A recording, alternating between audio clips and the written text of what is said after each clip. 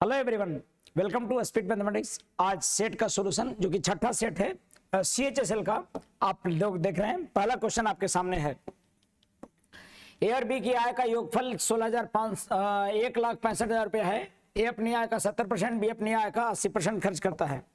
भाई अपनी आय का, ए और बी का आय अगर आपका दिया हुआ है और ये खर्च कर देता है अपने आय का कितना परसेंट, 70%, और ये 80% खर्च करता है। अगर मैं आय मान लूँ 100, तो ये बचत कितने परसेंट करते होंगे? तो बचत करते होंगे 30% और ये करते होंगे 20%। और उनकी बचत का अनुपात दे रखा है, लेकिन ए और बी का बचत दे रखा है, जानते हैं कितना? तो बचत दे रखा है आपको, आपका बचत का, ए की बचत बी की तुलना में 25% अधिक है। ये पैकेज का क्वेश्चन है। 25% बचत अधिक है, यानी कि 100 बचाता होगा बी, तो 25% अधिक यानी कि 125 बचाता होगा बी ए। 25 पचे 25 से 25 चौका 100, यानी कि बचत का अनुपात 4:5 होता होगा। अब जरा ध्यान दीजिए, यहाँ पर बचत का अनुपात आ रहा है 4:5, 5:4, जबकि यहाँ पर 30% है, यानी 30% बराबर आपका 5 है। तो क्या पूछता है?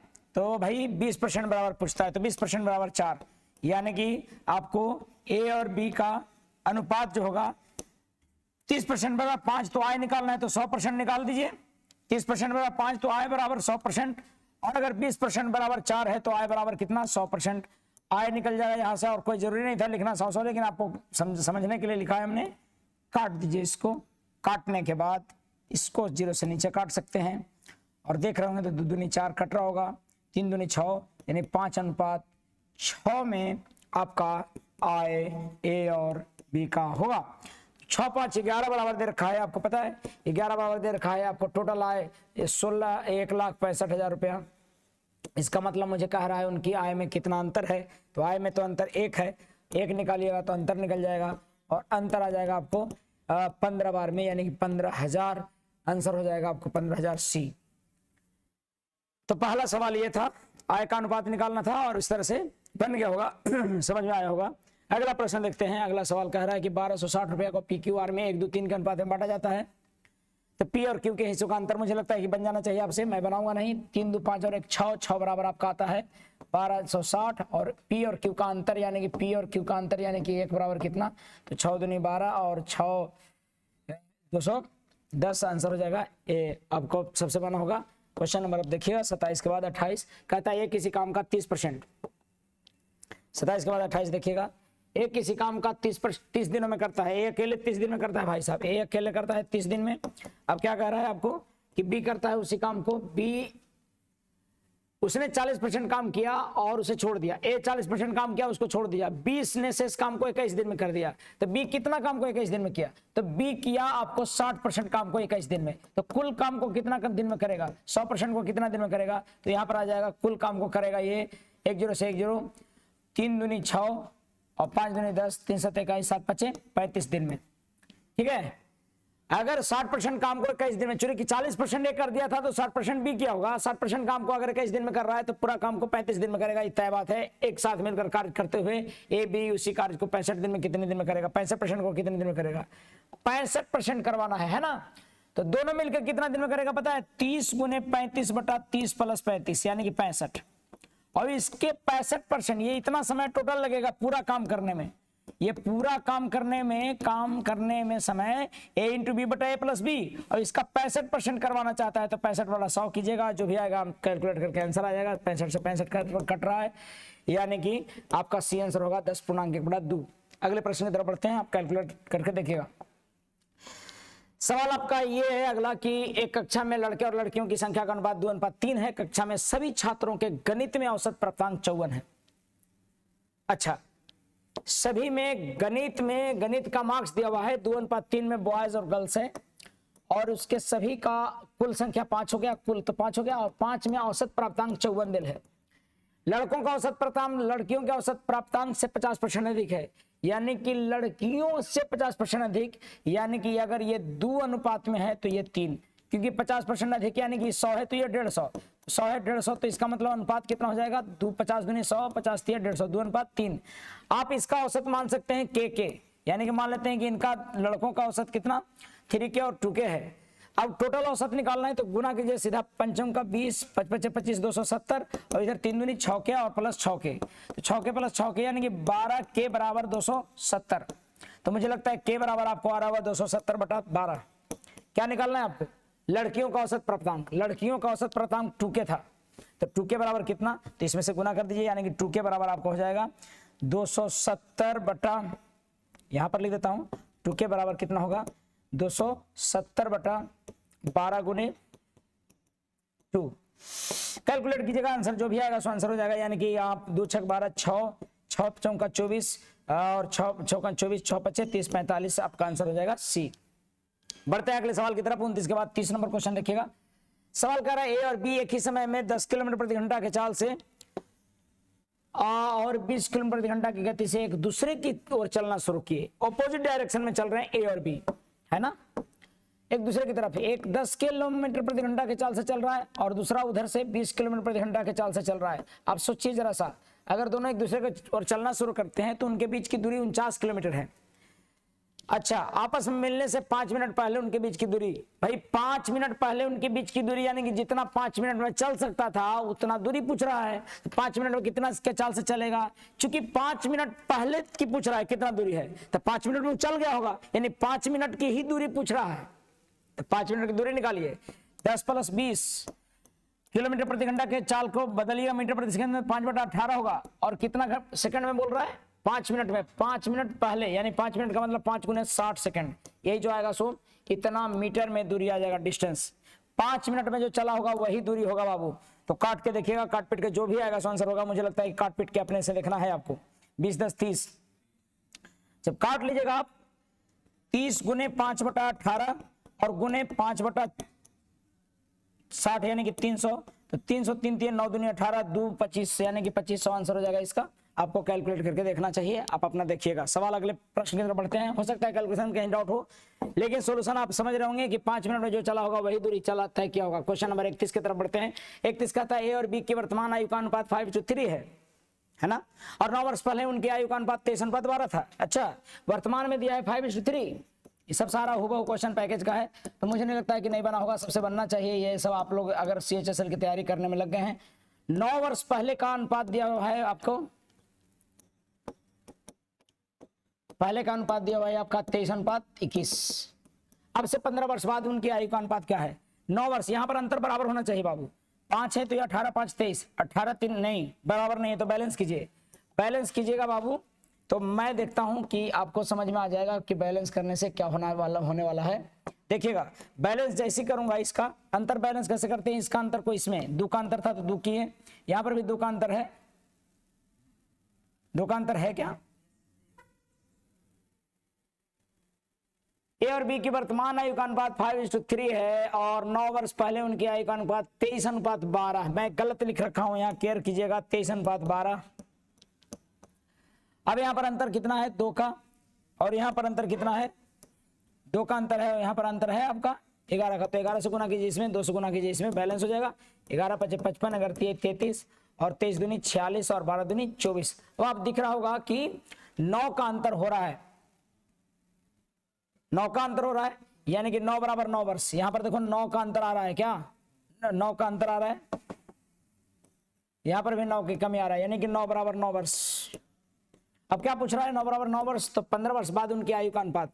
तो भाई वर्तमान में अनुपात निकाल देंगे 55 और यहाँ पर 33, और जो भी आएगा 55 = 55 वर्ष और 33 = 33 वर्ष, और इसमें जोड़ देंगे कितना पता है? 15, और इसमें भी 15। ये आ जाएगा आपको 5 1 6 यानी कि 70, और ये आ जाएगा 5 3 8 यानी कि 48।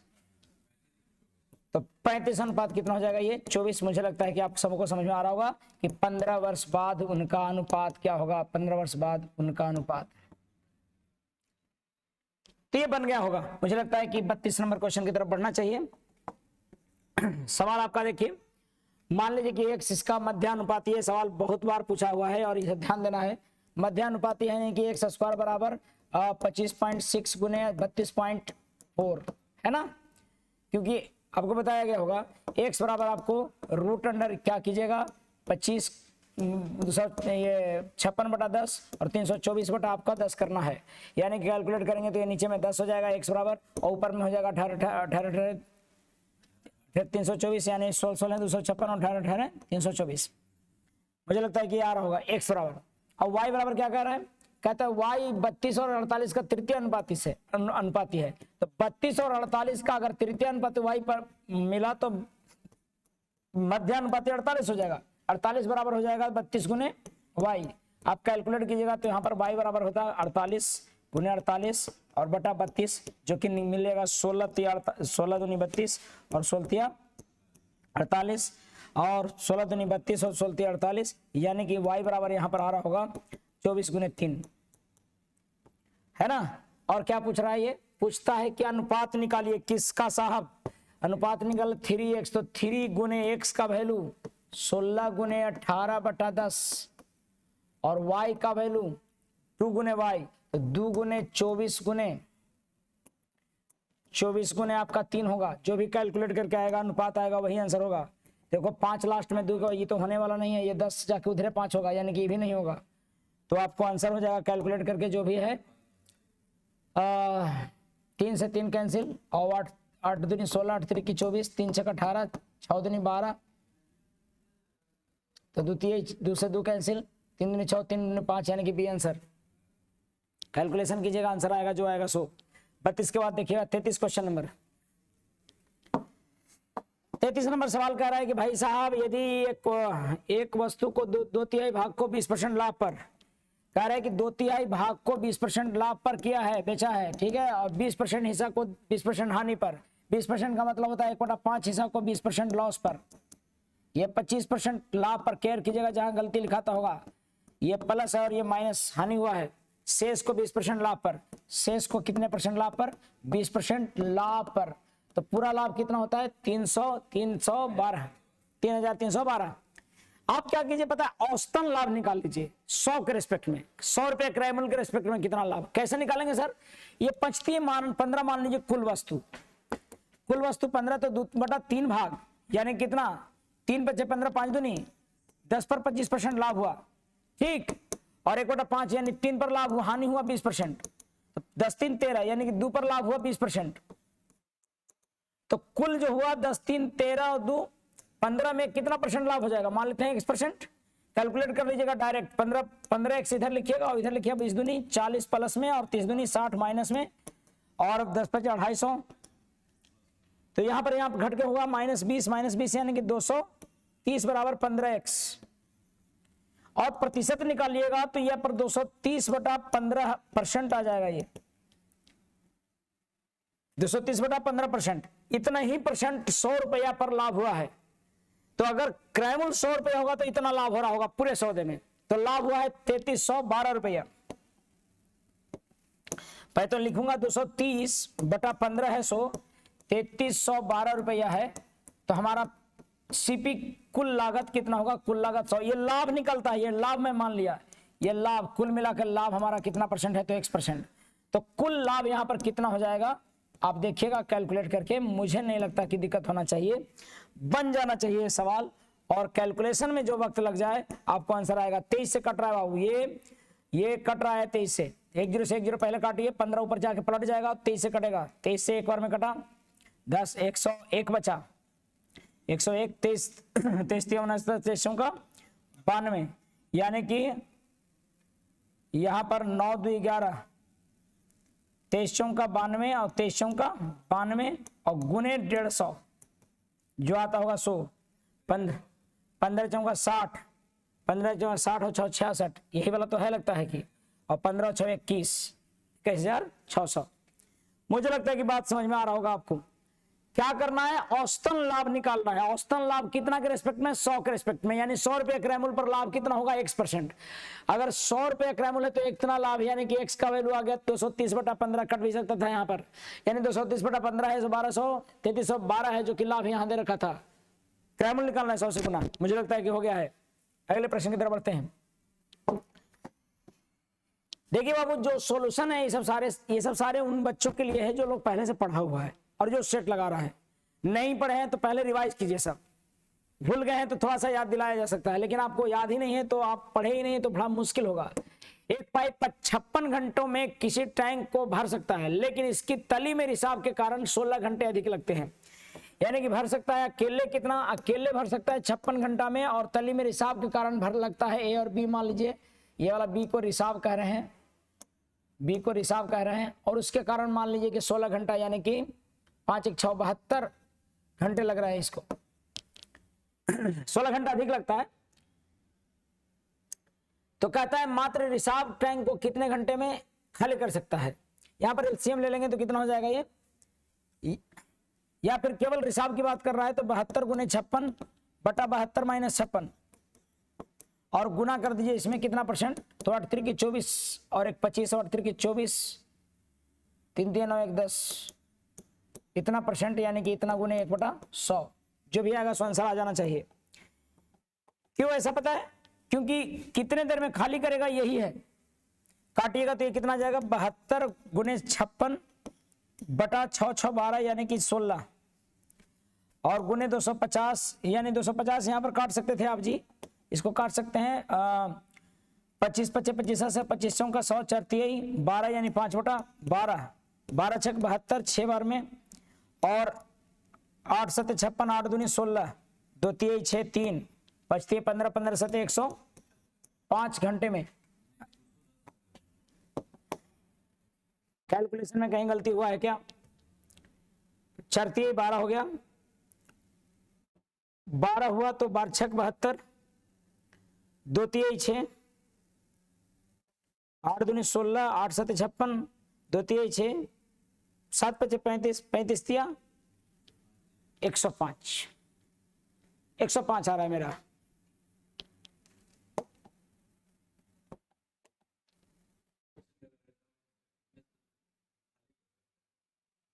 एकदम सही है इतना भाग। अगर आपको डाउट होता है तो आप क्या कीजिए 56 और 72 मान लीजिए एलसीएम कितना होगा पता है आपको, 56 और 72 का 18 72 8 7 56 होता है, तो थोड़ा लेंदी हो जाएगा एलसीएम लेने पर। इसको देखिएगा मार कर दीजिएगा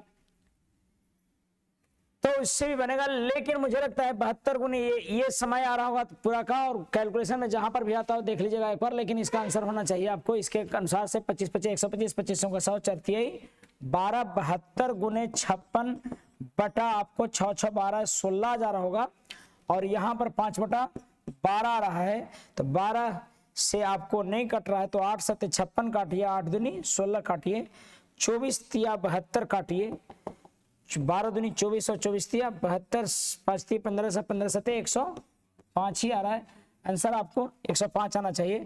देख लीजिएगा, जिनको भी अगर लगता है डाउट तो कमेंट करके जरूर बताएं कि सर इसका इतना आ रहा था आपने गलती बता दिया, ठीक है, मैं कैलकुलेशन में देख लूंगा। सवाल अगले पर पढ़ता हूं, मुझे लगता है वही आंसर होना चाहिए, आप बनाइएगा।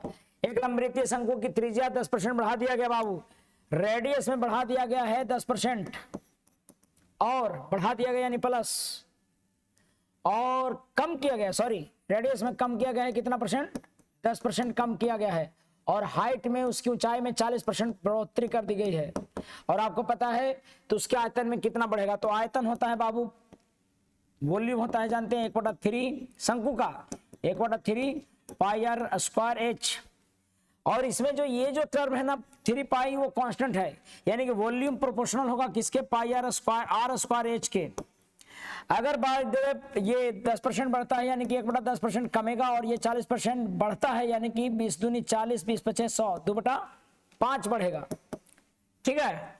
अब कह रहा है कि सर ये आपको वॉल्यूम में क्या चेंज आएगा, तो 10 से 9 दो बार होगा, क्योंकि रेडियस का स्क्वायर होता है ये, और ऊंचाई में 5 से 2 बढ़ेगा तो 5 2 7 होगा, यानी कि आर स्क्वायर हो गया एच हो गया। आर स्क्वायर एच का मान कितना होने वाला है पहले और बाद में, इनिशियल और फाइनली, पहले होगा 500 और बाद में हो जाएगा 9 9 81 7 8 56 567, यानी कितना बढ़ रहा है ये 67 बढ़ रहा है। कितना परसेंट गिरावट होगा कि वृद्धि होगा, तो वृद्धि होगा, तो पहले तो गिरावट वाले दोनों कैंसिल कैंसिल कैंसिल, अब वृद्धि वाले देखिएगा वृद्धि कितना होगा भाई साहब, तो वृद्धि होगा आपको 67, कितना में वृद्धि होगा 500 में, तो 500 में 67 वृद्धि का मतलब कि ये कट जाएगा इतना परसेंट, यानी कि 13 13 × 5 = 65 के करीब है, यानी कि आंसर कौन सा हो जाएगा, इसका आंसर हो जाएगा आपका डी।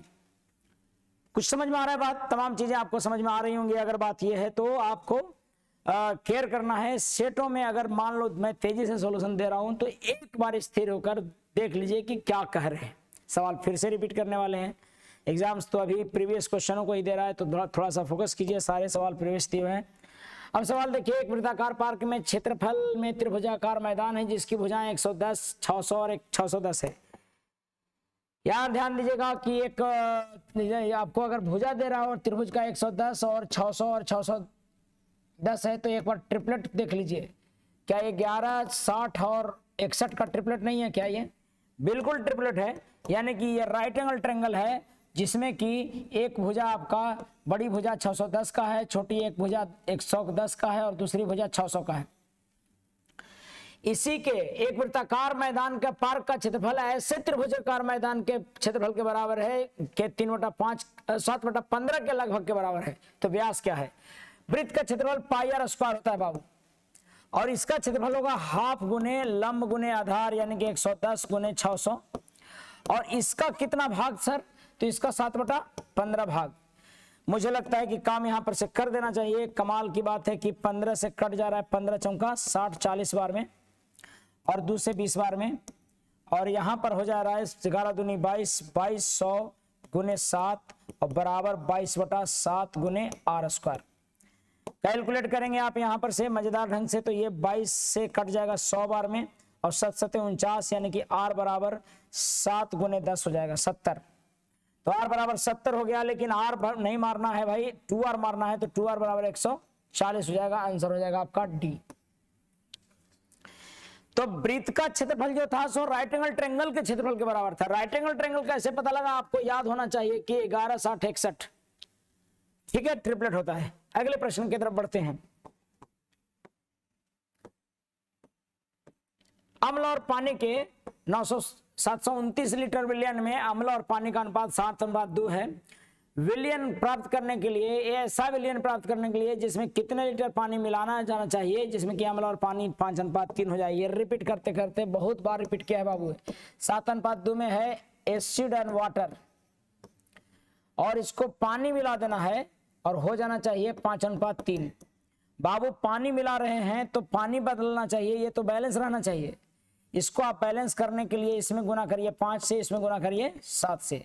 ऐसा करने मात्र से जादुई तरीके से 7×5 = 35 और 5×2 = 10 और 7×5 = 35 और 7 × 21 आपको दिख जाएगा कि बातें क्या हैं, कितना बढ़ाया जा रहा है।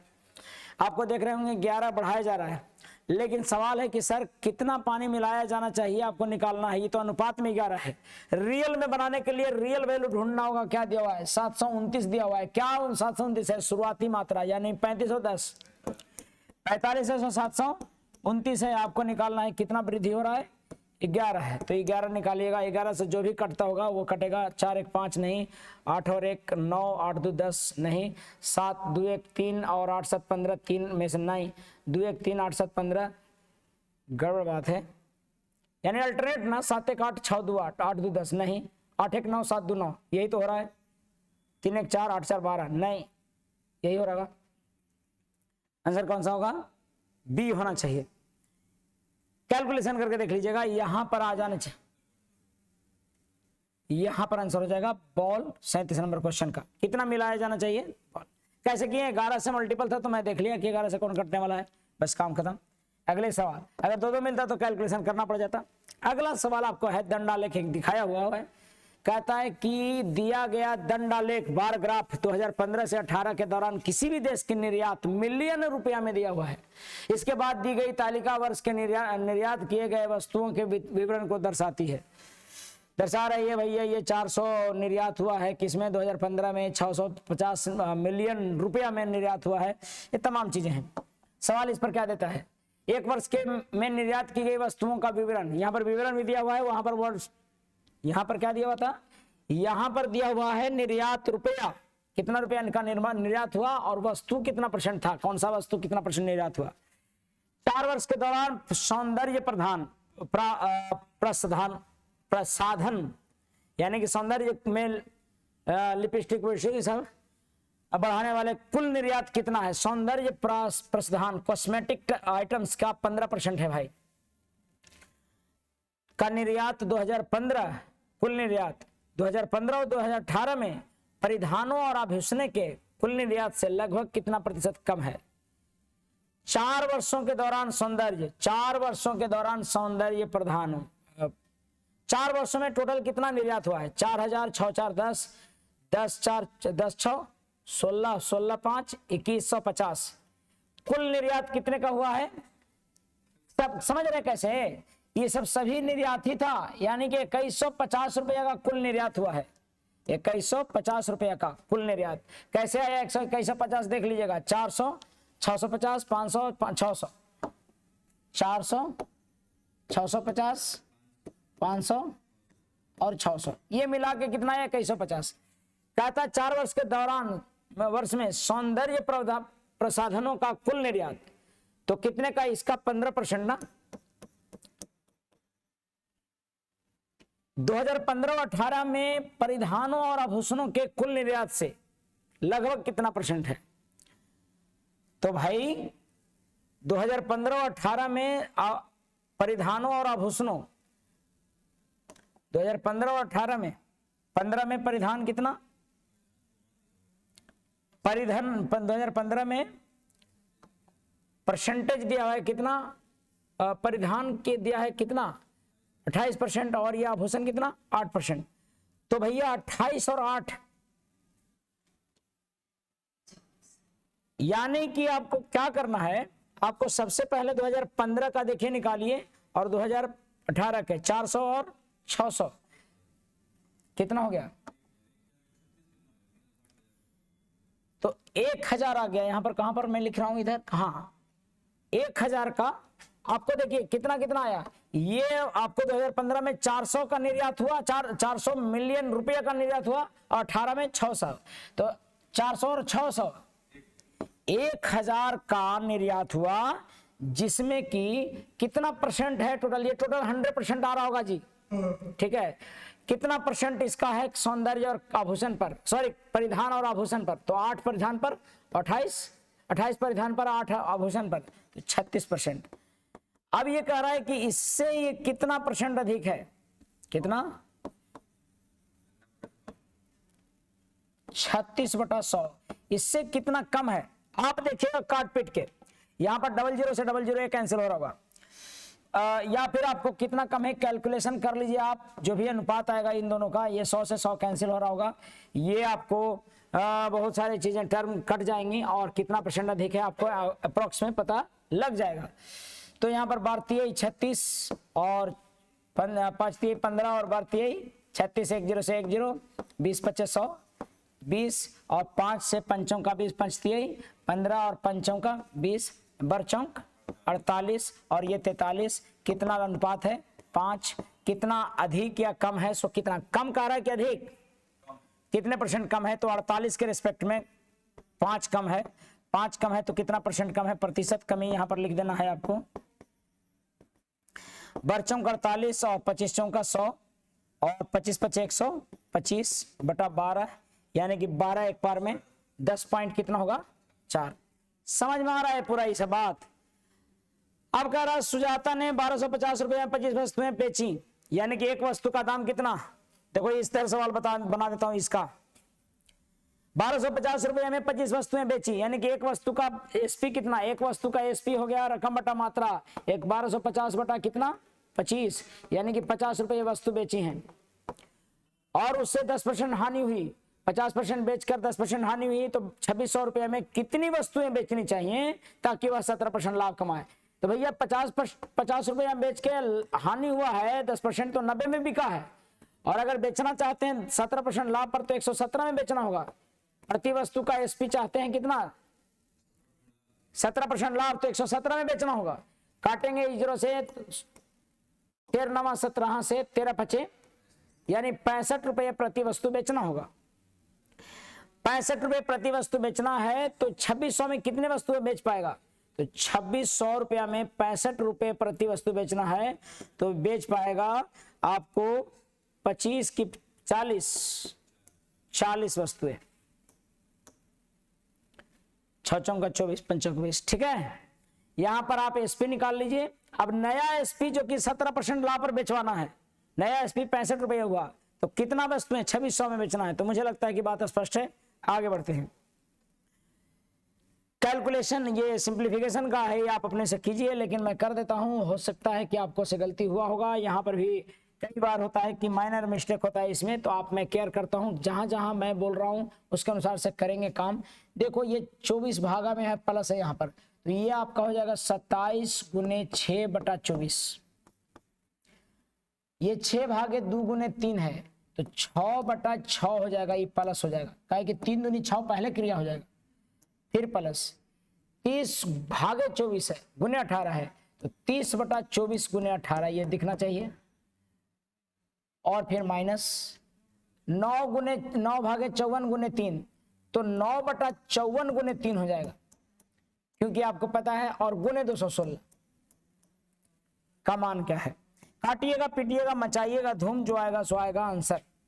तो ये आपको देखिएगा 9 छक 54, 6 से 36 बार, ये आपको 12 बार में कट गया, यानी कि -12 आया है। 76 18 और 6 चौका 24, और 15 दूनी 30 और 2 दूनी 4, तो 15 45/2 ये आया है, प्लस 1 आया है, और यहाँ है 6 चौका 24, ये कट रहा होगा, 27 बटा कितना गया 4 आ गया, और ये प्लस था, कहीं और माइनस नहीं है ना, एक ही जगह माइनस है। हाँ, अब इसको एलसीएम ले लीजिएगा, तो मुझे लगता है कि आप दिख रहा होगा कि अगर 4 लेते हैं तो ये 27 होगा, और प्लस 4 होगा, और प्लस 90 होगा, और माइनस 48 होगा, ठीक है। 27 और 4 31, 48 में से 31 में से 48 गया, कितना हो जाएगा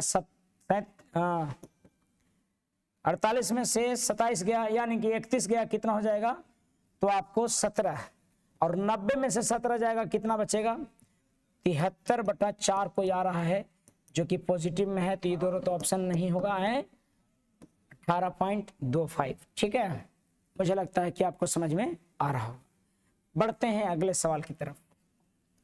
अगला सवाल कह रहा है कि किसी वस्तु का अंकित मूल्य उसके मूल्य लागत मूल्य से 20% अधिक अंकित किया गया, और फिर 1% छूट दिया गया, और दुकानदार को 10% हानि होती है, तो कितना।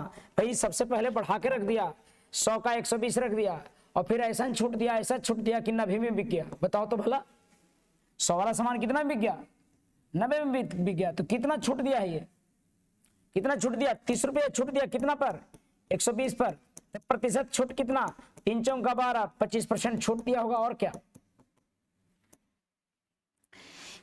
सीपी था 100 रुपया, बढ़ा के रख दिया 120 रुपया, और इसको 10% हानि हो गया, यानी कि 10% हानि, यानी कि 90 में बेच दिया, तो कितना छूट दिया होगा, तो 30 छूट दे दिया।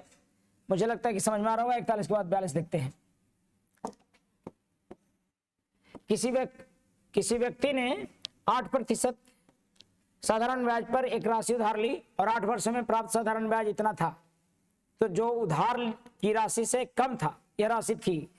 किसी व्यक्ति ने 8% साधारण ब्याज पर एक उधार ली, 8 वर्षों में प्राप्त ब्याज इतना था, तो उधार की राशि से कम था। अच्छा, जो उधार की राशि से कम था वह राशि थी, ठीक बात है भाई। बात है कि 100 रुपया उधार लिया, तो 8 64, प्राप्त ब्याज इतना रुपया था जो कि उधार की राशि से कम था। उधार लिया था 100, और ब्याज कितना आ गया 64। कैसे सर, रेट गुने टाइम होता है आपको 100 रुपया के लिए ब्याज, तो 8 64, कितना कम था ये ब्याज की राशि से। अरे प्रिंसिपल, उधार ली गई राशि से कितना कम था 36, और 36 से 9760 रुपया है, तो राशि निकालना है, तो 100 लिखिएगा, क्या आएगा काट पीट के आप देख लीजिएगा। 36 आपको ये कट जाएगा 15, ये 9 चौका 36, और 25 चौका 100, 9 से 9 एकम 9, 9 8 72, और नहीं कट रहा है पूरा, यानी कि जो भी काट पीट के आता है आंसर आ जाएगा आपका, आंसर बी आना चाहिए लगभग। ये आप कैलकुलेशन करके देखिए, इसका बी आंसर देता है, ठीक है। आगे बढ़ता हूं मैं। दिया गया दंड आलेख फिर से वही वाला है, वही चीज है, कोई दिक्कत बदलाव नहीं है, क्योंकि डेटा कभी कई बार क्या कर रहा है कि ऐसे ऐसे बढ़ा के कह रहा है। सवाल मैं देख रहा हूं अगला, कहता है कि 2015, 16, 18 में आभूषणों का कुल निर्यात 15, 16, 18 में कितना है, जोड़ के देखिए। 15, 16 और 18, 6, 4, 10, 10 और 650, 1650 का 1650, 15, 16, 18 का 15, 16, 18 का 1650 का आभूषणों का कुल खर्च, आभूषण का कितना परसेंट, इसका 8%। ठीक है, 17 और 18 में कपड़ों के कुल निर्यात, 17 और 18 देखिए, 17 में आपका था 500, 18 में आपका 600, 6, 5, 1100 का कितना परसेंट कपड़ों पर खर्च, तो कपड़ों पर खर्च 25%। इतना का कितना परसेंट था, इतना का यानी कि ये जो है तो कितना परसेंट है, तो 100% से गुना कीजिए, प्रतिशत से प्रतिशत कैसे, 2500 का 100 और 10 से 10, 11 से कटेगा 10 बार में, और 11 से कटेगा कितने बार में, 15 बार में, 5 दूनी 10, 5 तिहाई 15, 2 दूनी 4 और 3 दूनी 6, 8 छक 48% जो आता होगा सो आंसर होगा। समझ में आ रहा है कुछ मामला, जितना दिया ये सब और इसका कह रहा था, इसको नीचे रखेंगे प्रतिशत निकालने के लिए 100% से क्या करते हैं, गुना करते हैं। आपको समझ में मामला आ रहा होगा। अगला प्रश्न की तरफ बढ़ते हैं। सवाल है 44, एक ठोस धातु के बेलन जिसकी त्रिज्या 4 है और ऊंचाई इतना है को पिघलाकर एक गोले के रूप में परिवर्तित कर दिया गया, तो गोले का पृष्ठ क्षेत्रफल कितना है। लो भाई गोला बना देते हैं, किससे बना देते हैं गोला, एक बेलन से। बेलन का आयतन क्या होता है, तो बेलन का आयतन होता है पाई आर स्क्वायर एच, उससे क्या बना देना है, तो भाई एक गोला बना देना है।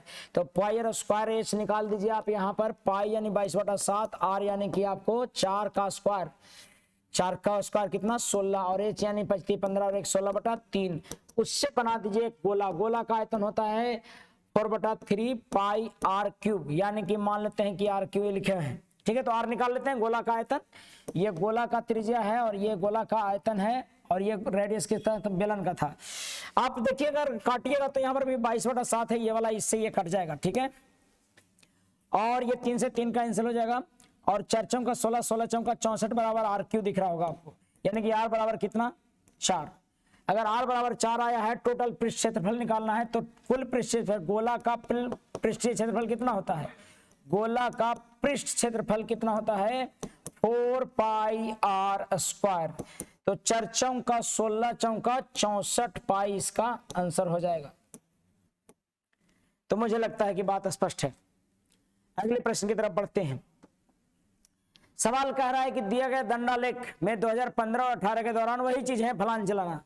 कहता है कि 2015-17 में कंप्यूटर के कुल निर्यात, 15 और 17 देखिए, 15 और 17 में आपका हो गया 5 4 900, 15-17 में कुल निर्यात इतना इतना में सौंदर्य प्रधानों पर निर्यात का अनुपात क्या है, तो 15 और 17 में कुल निर्यात 5 4 900, कंप्यूटर पर कितना खर्च 24, 900 का 24%, अनुपात इसका अनुपात से 15 और 18, भाई 14 और 17 का लिए है ना 900, ठीक है, 15 और 18 का, 15 और 18 का देखिएगा तो 6 4 10 1000 का कितना सौंदर्य प्रधान 15%, कैलकुलेट कीजिएगा तो जो आएगा सो आंसर हो जाएगा। प्रतिशत से प्रतिशत कैंसिल, कितना अनुपात आ जाएगा ये, हाँ तो ये 3 5 15 और आपको 8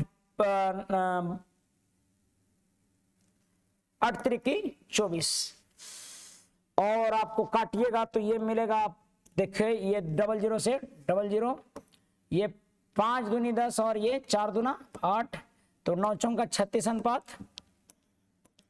25 आ रहा है क्या, ये आंसर हो गया आपका 36 अनुपात 25। कौन सा, इसका सी आंसर होगा। 46 नंबर क्वेश्चन देख रहे हैं। 46 नंबर क्वेश्चन, मान लीजिए कि एक्स वाई 3 अंक वाली ऐसी संख्या है जिनका अंतर 729 है और महत्तम समवर्तक 81 है, तो एक्स प्लस वाई का मान कितना है। देखो बाबू ये बहुत लेंदी सवाल है, क्योंकि 3 अंकों वाली है और उनको जोड़कर 729, उनका अंतर आना चाहिए 729। ठीक है, और HCF 81 है, तो सबसे पहले 81 HCF है, तो यहां पर 81 100 और 81 A और 81 B संख्या मान सकते हैं, और इनका अंतर मान लेते हैं कितना 729, यानी कि A माइनस बी बराबर कितना हो जाएगा आपको 9। तो A माइनस बी बराबर 9 है, जो कि आपको गुना करने पर 81 में 3 अंक का देता है। तो 3 अंक देने वाला शुरू हो जाता है कहां से, ये 2 8 दूनी 16, 3 अंक वाली है ना संख्या है, तो 8 दूनी 2 8 दूनी 16, 2 ही रखने से देने लगता है। तो 8 दूनी 2 रखेंगे तो ये आपको 9 नहीं आएगा। तो मैं अंतिम संख्या जो रख सकता हूं जो 3 अंकों का देगा, तो वो 10 रख सकता हूं, 11 भी रख सकता हूं क्या, हाँ 11 भी रख सकता हूं, 12 भी रख सकता हूं क्या, तो 12 और 12 8 नहीं रख सकता हूं, नहीं 972 रख सकता हूं।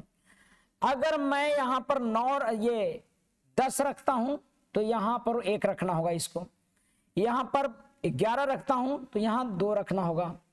ठीक है, और यहां पर अगर आपको 12 रखता हूं तो यहां 3 रखना होगा। तो 12 देखो, अगर 10 और 11 है, 11 गुने 81 करूंगा तो लास्ट में कितना आएगा 891 आएगा। ठीक है, अगर मैं 11 दूध 13 से गुना करूंगा तो 13 और 13 ठे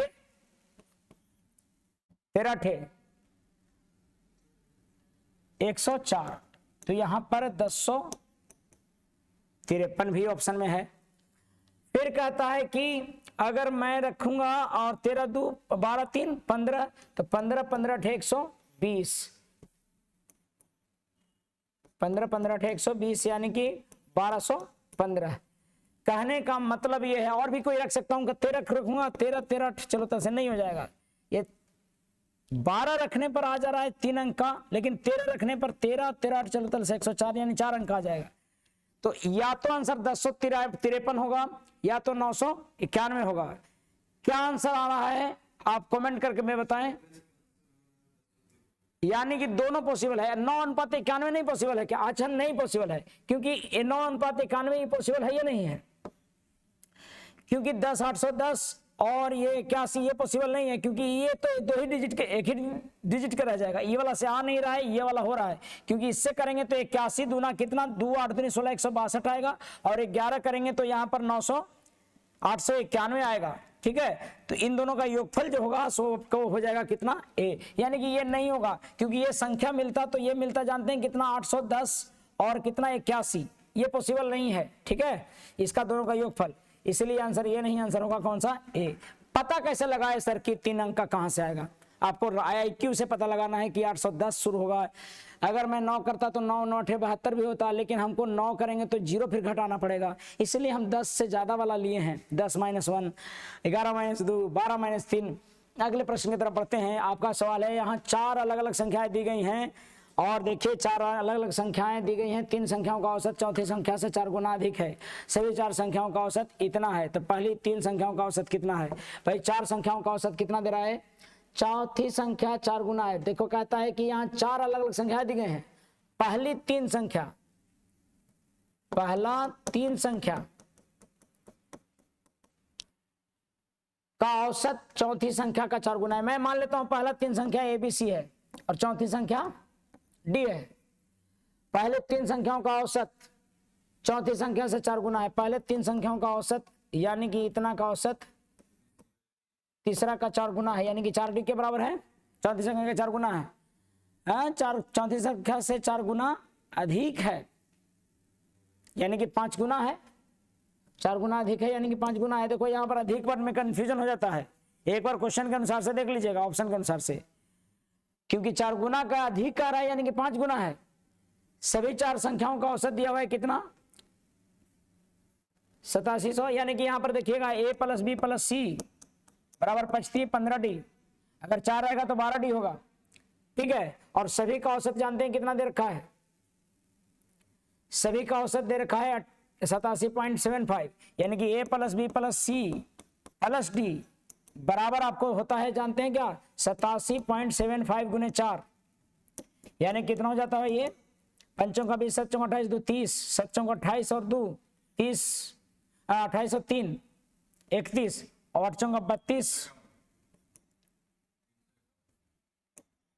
351। इसका मतलब कि 351 इन तीनों का योग आ रहा है, ठीक है। और पहली तीन संख्याओं का औसत कितना होगा? 351 यानी कि इतना बराबर आपको 15D होगा, या फिर D बराबर आपको A plus B plus C। तो पहले यानी कि 2 बटा, तो कुछ गड़बड़ हो रहा है, यहां पर आपको 4 होना चाहिए, अधिक नहीं होना चाहिए। तो 4 होगा तो 4 3 12D होता। अब 12D अगर इसको रखूंगा तो 12 यानी कि 12D रखूंगा तो यहां पर हो जाएगा क्या,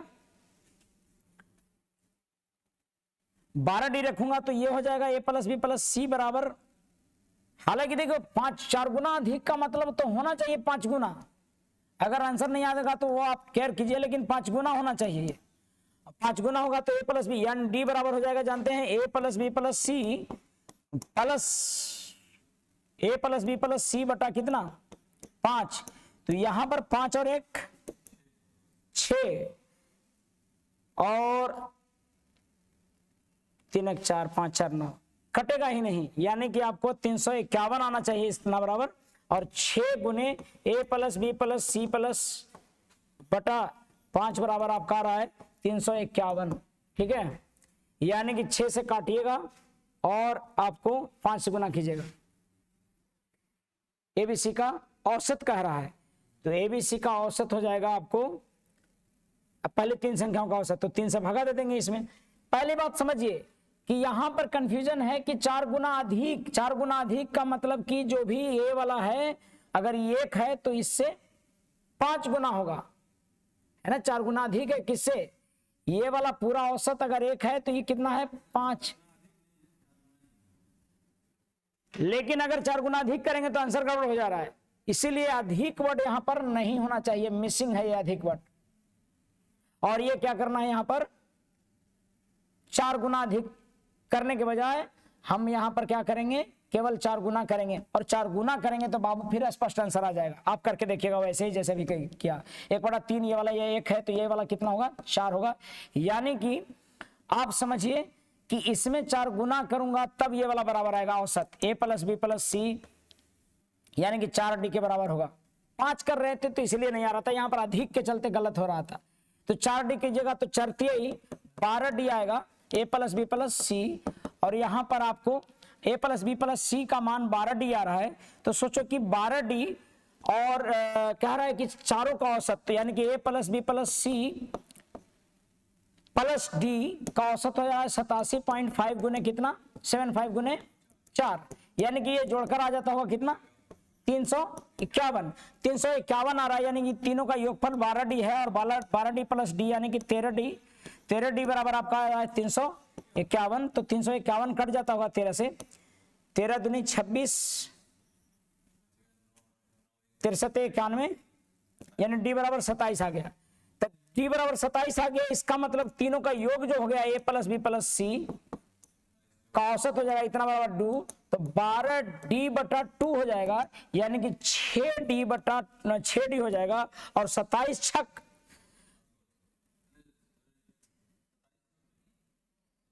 यहां पर 3 से भगा देंगे, तो 3 से भगा देंगे तो यहां 4D हो जाएगा, 27 चौक 108 आंसर आ जाएगा D।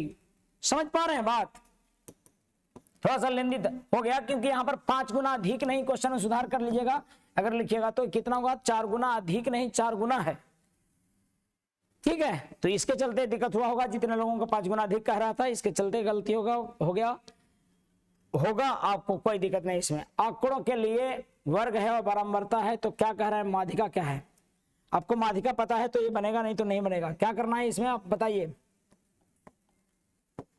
क्या करेंगे इसमें आप, वर्ग अंतराल दिया है बारंबारता, यानी कि 12 20 बार 20 110 बार और कि 130 बार और 80 बार। माध्यिका क्या होता है पता है, इसको फ्रीक्वेंसी को सजाना पड़ेगा। क्या लिखेंगे हम, फ्रीक्वेंसी हमको यहां पर है, कितना वर्ग अंतराल कैसे लिखेंगे इसको आधा करना है दोनों को जोड़ के, 713 और 200, तो 165 20 बार आएगा। इसका जोड़िएगा 8 7 15 यानी कि 350 कितना 8 7 15 350 तो कितना हो जाएगा 175 कितना बार 110 बार और 185 कितने बार 130 बार। ऐसे करना होगा, पहले लिखना होगा वर्ग अंतराल दोनों में जोड़ के दूसरे भागा देखे, यानी कि 160 से 170 का रहा तो बीच वाला निकालना होगा आपको। देखिए यहाँ पर कितना 195, अच्छा 5 5 के 10 10 बढ़ते जाएगा, 195 कितना हो गया 80 और 5 5 बढ़ेगा तो यानी कि 200 205 कितना हो जाएगा 10 बढ़ेगा तो 60, 10 10 बढ़ते जा रहे हैं। आप क्या कीजिएगा पता है, फ्रीक्वेंसी इतना दिया है, इस सबको गुना कीजिएगा और उसके बाद से जितने फ्रीक्वेंसी है सबसे भागा दीजिएगा। फ्रीक्वेंसी कितना है आपका, अच्छा सर अगर मैं कोई मान लूं अगर तो कैसे करूंगा, हाँ तो सबसे पहले क्या करेंगे हम 665 कितने बार है 20 बार और 175 कितने बार 110 बार और 185 130 बार। तो बढ़ते क्रम में तो ये है ही, आपको कैसे सजाएंगे इसको, माध्यिका निकालना तो बीच वाला ना, तो कैसे सजाएंगे इसको 165 तो 60 ना, क्या कितना 20 वाला पहले फिर हो गया 60 तो 205 100 थोड़ा लंबी हो जाएगा ये और 175 और फिर 185 माध्य है बीच वाला कौन सा,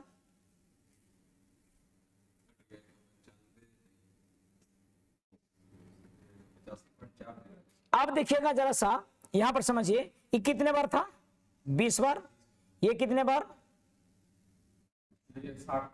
60 बार था और ये आपका 80 बार था और ये आपका 110 बार और ये आपका 130 बार। तो सोचिए कि कितना बार 80 और 20 100 और ये 160 यानी कि 270 हो गया, 270 और 130 कितना हो गया 400 और 400 जो आया है तो सबको 400 का 400 जो आया है सो 400 के बीचों बीच कितना होगा 200 वाला ना,